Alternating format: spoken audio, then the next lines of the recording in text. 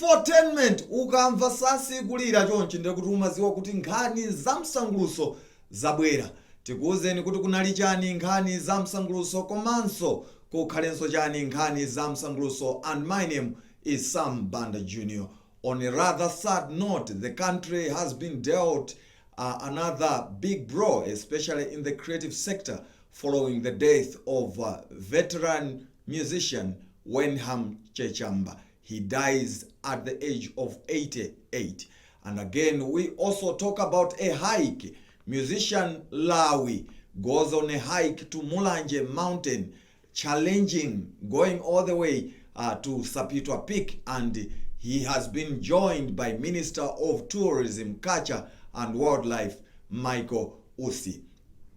Youthful musician Suffix, his real name is Oble Gambi, last weekend held a listening session for his second album titled To Whom It May Concern in Blantyre. So we've got lots more to tell you on that. All you can do is stay right there as I bring you Infotainment, a basket full of arts and entertainment.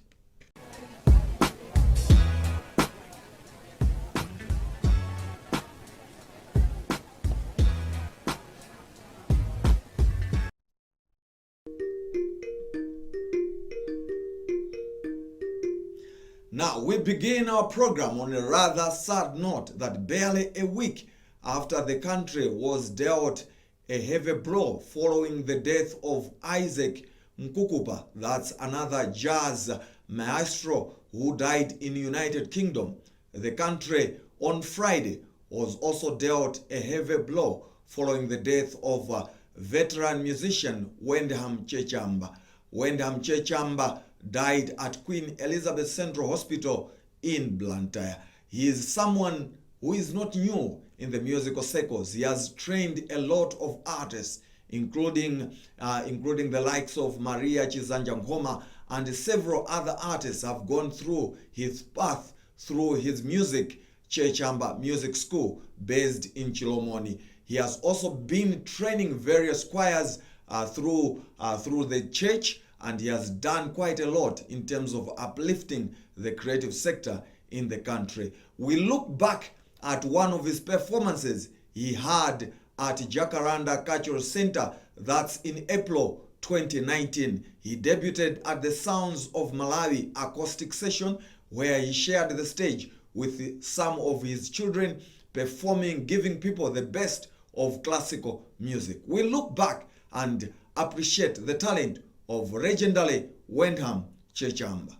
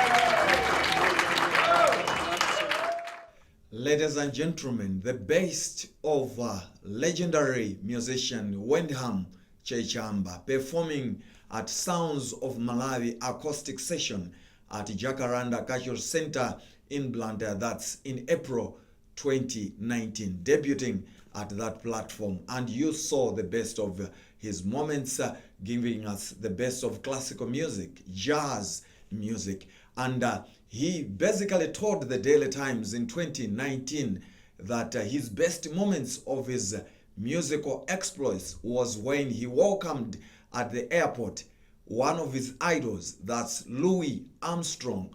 He used to sing most of his songs from Louis Armstrong, and that was his best moment. He welcomed him at that's at the airport in 1960 at Chileka Airport in Blantyre, and that was one of his greatest moments. And he has gone through phases to actually climb the ladders of his musical success, because he went through the channels, different channels, to be where he is. And he's one of the versatile musicians who played different instruments. You talk of the saxophone, the guitar, the clarinet.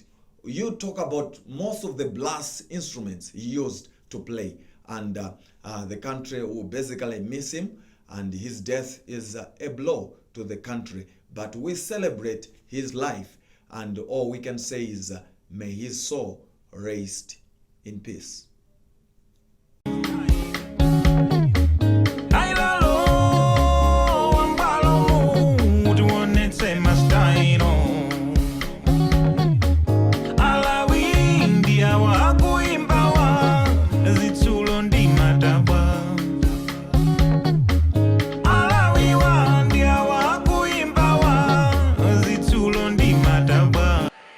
Well, two things. Number one, the cause for the hike is for national development as far as tourism is concerned, because we are talking about the sky, the island in the sky, and that's Mlange Mountain. So we are preserving the beauty, the value of Mlange Mountain. So it is a noble cause. That's number one. Number two, it is a lesson to all of us Malawians. It is a wake-up call. It is a reminder that we should take care of the natural resources that God gave us. These are our resources for our own welfare. We should nurture them, look after them, protect them, guard jealously against any behaviors that tend to destroy such natural resources.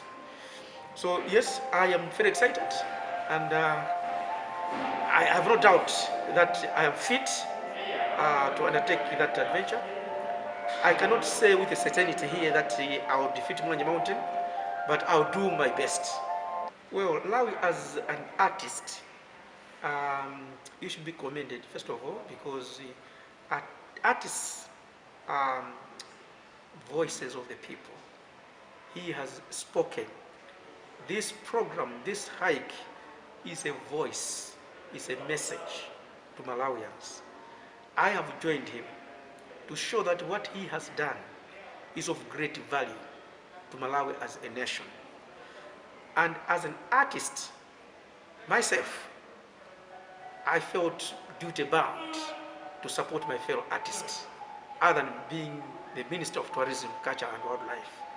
It's an exciting moment, and I think it is my prayer and hope that other natural resources that we have, like Lake Malawi, Zomba Mountain, Nyika, Kuluvi in Lower Shire, Zoa, all these are going to be preserved with love, with that dignity that these natural resources deserve. Yes, is to thank Lawi as an artist for what he has done, and to also thank all the sponsors that have made this possible. My prayer is that the hike should be a success. God should be with us from the beginning to the end, so that at the end of the day, we should thank him for the job well done by Lawi and all the people that have supported him. Kamdoti yamba kumera, kamdoti we yamba kumera, ona mwanja mwadzinje ayamba kumera, monga mlenga lenga dalika, omwezu wala wala dalika. Yeah, that's Lawi there, a song titled Pukila, and you also heard in the very first there a song titled Zisulo. I was talking about Lawi hiking to Mulanje Mountain before we gave you a story about legendary musician Wenham Chechamba. But now this is a story talking about a hike to Mulanje Mountain initiated by Lawi in partnership with Mulanje Mountain Conservation Trust, MMCT, and partnering as well as partnering with other hikers. So the whole hike started on Friday and it will go all the way to Sunday, and they will hike to the highest peak on Mulanje Mountain, that's Sapitwa, and you heard from Minister of Tourism, Culture and Wildlife, that's Michael Usi, talking about the hike and its importance and why he decided to join ahead of the hike itself. So it's all about conserving Mulanje Mountain, restoring Mulanje Mountain, and talking about the beauty of the environment. Human beings have not done well in terms of protecting the environment, so that's what they're talking about. That's why Lawi decided to bring in this hike. So throughout the hike, apart from just hiking, there will also be performances, poetry, music, and the like. So it's quite a good experience and historical. That's what you have seen out there. And remember, you're watching Infotainment, a basket full of arts and entertainment, and my name is Sam Banda Jr. Now, woimbanso wina wakale tinagamba kuti timasangalalira ngakhale kuti Wenham Chechamba iyayi atisiya komabe tikusangalalira za moyo wawo kuti iyayi adatichitira ubwino kumbali ya mayimbidwe. Winanso mwa amene akuchilimika kumbali ya mayimbidwe wakhala akuyimba kwa nthawi yayitali ndi Patrick Simakweli. Patrick Simakweli iyayi wakhala akuyimba over 40 years akuyimba, ndipo pakali pano akupitirirabe kuyimba. Waimba ndithu ndi woimba ambiri kuphatikizapo the late Don Mlenga ayimba ndithu naye. Nde Simakweli amene mwana wawonso ndi woimba amene ndi Sam Simakweli amayimba ndi Lucius Banda, tinakumana nawo kuti Simakweli tatiuzeni kuti kodi mayimbidwe zidakhala bwanji, mudayamba bwanji, komanso pakali pano zikukhala bwanji kumbali ya mayimbidwe. Akutatusa nyimbo zatsopano Simakweli. Timve kuchokera kwa Patrick Simakweli. Uye mwachita zazikulu pa moyo wanga, uye mwachita inu mwachita zazikulu pa moyo wanga, haleluya ndidzakutamandani Mulungu wanga. Zamoyo zina inu zimalambila Yehova, zamoyo zina zimalambila Yehova, zamoyo zina inu zimalambila Yehova, kuti zimati oyela oyela oyela. 67 years, number 1971. Tumaimbira ba Ujeni Smiles Bar Ujeni kumpemba uko ena gae member meko ine nizanga namwe rais mukananji ndiye anamwe yaso na Ted Cho ya makozi mbwangwa ndi akugonso makanda na Dines bwanale Ujeni matu kujani kusia ija uko ni panokonka yengera nkayotsera 21 ndi 71 wala ngati 50. First number on Ted Oka nyimbo zatsopano zingapo zipo 8. Nyimbo zimene zizifa ine chitutsira album that was 2010 akutero Yehova ine ya gospel chitutsira album imene 2010 pana pa mangu kale muona kale kuti uliphiri ufani muona mapindu yake sabuona kabulu kwa mpine kuti mabe yanzi pangabe nakasimu mpoimba sasiye kuti otitili kumakisiro yake sawa kalabu ino ndenda kutuza nyimbo zina zake apa zipo 8 ya zipo 6 nifuna ndo zipo zingapo kuti zikwani kuna 8 basi ndiye kanga ndichimbale chuti chimbo chana mfatiro ndungo kuti anthu azi masikono ndizituli ama technology azifufuza nyimbo zaine kapita ngati ma internet ama pa internet akafufuza nyimbo zinyakuzipanga download ndoti aunithandiza ine kapita ngati kola chuni azifufuza kola chuna ine akapanga download basi ndoti aunithandiza ine fuka system masiko ndimere maso palibe zona kuto uje tanize drama chanchane tamangire chakuti ya ife toka nendeka pa ine ndi drama kale unithandiza kwanya kumereko panga download music ine basi ndiye mothandiza osati nzikati Tanzania chakuti ndive chakuti ine system ine yayi mungufuna kuti nyimbo zanyu wanzayinezo anthu azigule angozipeza pa maujeni ma internet Amalawi tieni tonse tikabaitse katemera makolona kabaitse katemera makolona ife tonse tinakwanitsa zaka 18 zakubadwa tikabaitse katemera makolona tikabaitse katemera makolona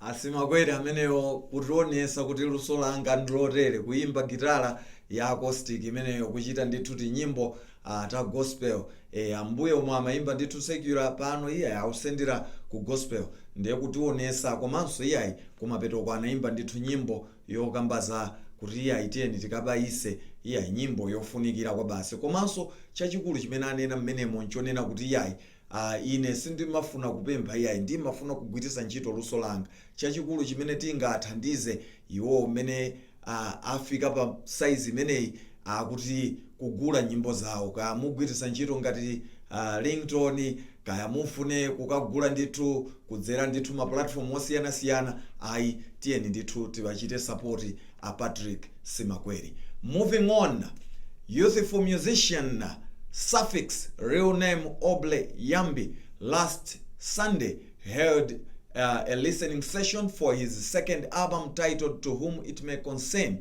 and this album basically talks about his journey, where he started and to where he is now. There are some things that he saw throughout his life, and so there are close to 15 songs in the album, and one of the songs which is in the album is titled Kale, where he has collaborated with veteran musician Bile Kaunda. He has also played his part, worked with Zambian artists as well as artists from the country such as Ella Njuchi. We caught up with Suffix just to share more details about the album and basically what's coming up in terms of his plans. Let's hear from Suffix.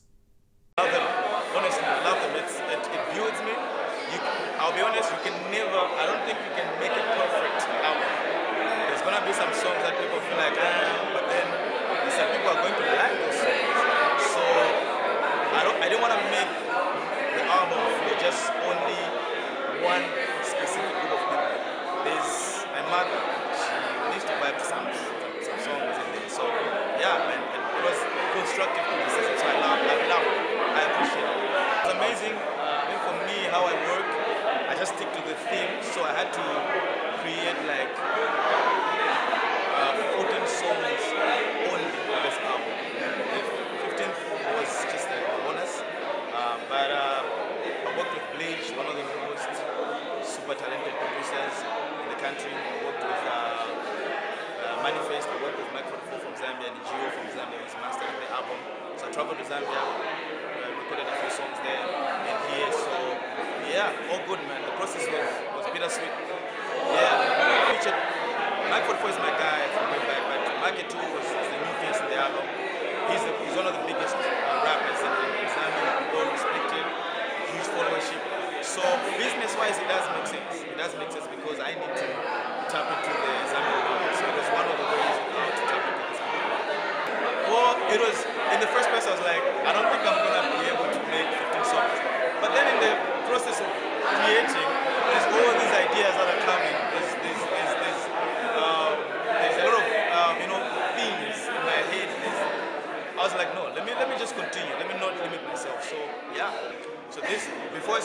more of a young kid growing in Chile.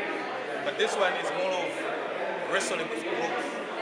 As I get older, my perspectives, my personal ideologies are changing.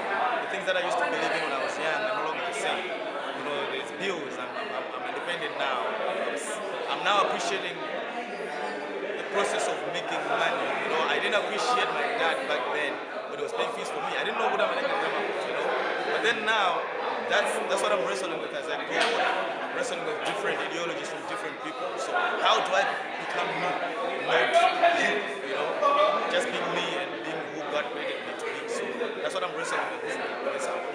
Diversity. First of all, I'm a huge fan of Billy. The song that we have created is called Kale. It's my old favorite song by Billy Kaunda. So it reminds me of a lot of things. So I had to jump on it. And it was amazing because I know for sure I'm gonna tap into Billy Kaunda's audience, because if Billy allowed me to do this joint with him, it means there's a chance that I will tap into the audience of Billy Kaunda. So I wanted diversity in the album. No, so the album is gonna be out for sale on the 22nd of August. It's my birthday, and also it's gonna be out on my website. People are gonna be able to buy it from my website. We're working on it. It's gonna be merchandise, was new designs, and before to whom it may concern merchandise, the new album merchandise, out on the 27th of August. And also we're going to do a show, I think a month or 2 months from now. Suffix talking about the album To Whom It May Concern. Now moving out of music, we go on to making movies. Anyamata akublanta kuchokera kuchigodi CCAP Youth amenewa akuchilimika kumbali yopanga makanema moti iya ipano abwera ndi kanema yawo imene mutu wache akuti Thandi. Ndeti nakumana nawo anyamata amenewa kuti atifotokozere kuti kodi kanema amene mukati Thandi mukuti bwanji, komanso ngati achinyamata nchifukwa chani akuchita zinthu zimenezi. Timve kuchokera kwa anyamata kuchokera kuchigodi CCAP Youth. Abanga chani kumele ndimwenga kukula tatu. Oho, dawa sabu ana kuza ndo sipanga zimezi ndibanga ngamu ndinakuza kuti kuza kupeza mpanda obaba omaweleka zimezi kuno Nanga kwenga udabanga nje sinakulandira nakuzike sichene obanga bakobana koma sinakuze kuti kuza kukhala sinu mawenga Bible iwe to undisamale wamva komanso ndinakuva menda kuita anaonea kuti ma ndufana yako ine ndukaka ntembo wala mako ndakakwira ko ndazuka unaya kwako beya ngali usabandi yes. Jina langa ndi Lucy Mpezalamba, member wa Chigodi Sebi Youth Drama Group. Ngati gulu ifeyo ngati nauli ndi drama group ife anyamata amene tipapanga zisuzo komano za uzimu. Ya kanema ameneyo ndikuza amene tikunati Thandi tikukazikisa Sunday limene likubwera pa 29 August. Mukanema ameneyo nkhani yake kwambiri ndi Thandi ndi nsikana amene amakhala ndi uncle ake komanso auntie yake ndo amasiya anakatenga kumozi ndi amakhala ndi uncle ake amene auntie yake amene ali akazi uncle ake amapanga nkhanza ndi zopeza kuti moyo umakhala ovuta kwa iyeyo ndi amapeza njira kuyesesa kuti muna apeze mtendere komabe sizimatheka komano anachitenga chamwayi kupereka moyo wake kwa Mulungu kuti nayenso muna atopeza thandizo. Mapeto ake moyo wake unasintha komanso banja la kwawo limene lili la uncle ake linayambanso kuyenda bwino. Mavuto onse amene anali nawo anatheratu pa zovuta zawo zonse. Ngati achinyamata poonanso amene moyo wa masiku ano ukhalira achinyamata munati utengeka ndi za dziko lapansi ndi timachiona chinthu chabwino kuti muna ifeyo tiutenge uthengawo tiwapitisenso kwa achinyamata anzathu kuti muna atasintha kachitidwe kawo chifukwa kuti mu play imene mu movie imene mukambidwa zambiri muli nkhani zambiri zimene zingathe kuwasintha miyoyo ya achinyamata amene akuyenda moyo otayika komano ndikuyamba kupanga chisankho chinanso muna chotenga Khristu kukhala mbweni mpulumutsi wawo. Nanga nditani sono kulira jana ine nimakanda ntanga ndino masiye nde antanga mandipanga nkhaza ndo samalini ndama ndipanga nkhaza nde ndinapeza chibwezi kuti muna zindi yosako nkhawa nde lero amati tikumane panopa nditakumana naye amati tikagonane nde chifukwa ndakanda watesa chibwezi wanimenya wapita.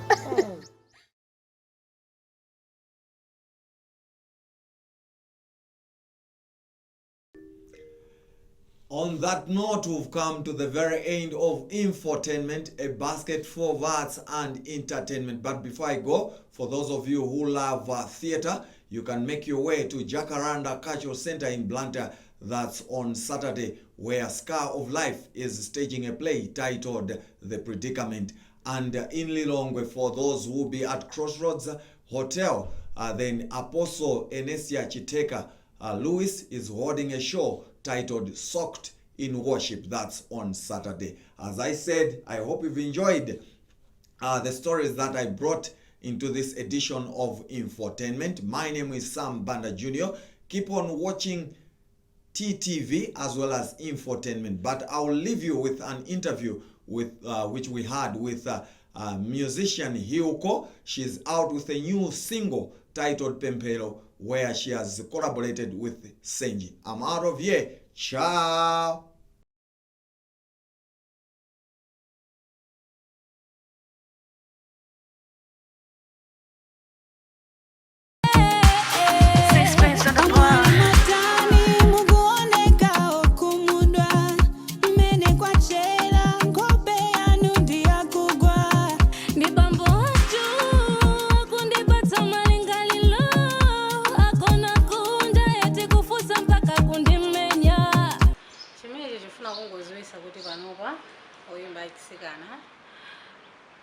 tadzoka tazindikira kuti patoka tikuzokwanitsa because nthawi zambiri timazonena pansi kumaona kuti mwina tati mwina tapanga zinthu tokha opanda mwina kupanga adi oyimba achinyamata amene ali akuluakulu ndiyo kuti palibe chimene chingapindule, koma tazindikira panopa kuti tikhoza kupanga chinthu, kuimba nyimbo ija ndikuchita bwino, ndikutchuka. Nyimbo imeneyi ikufika mbali zonse. Mbali imodzi ikuwalimbikitsa anthu amene amakhala kuti aluza hope muchina chilichonse. So koma mbali iyi kwambiri ndinatenga mbali ya mabanja, because anthu ena amakumana ndi zosiyana-siyana m'mabanja, and then amangoti bora ndingozisiya, kapena mwina ena amasintha kumapanganso zina, mwina kupanga zake, wina kupanga zake. So nangobweretsa hope kwa anthu kuti amene amakumana mwina ndi zovuta m'mabanja akhoza kupemphera ndipo Mulungu akhoza kuwayankha. Ngati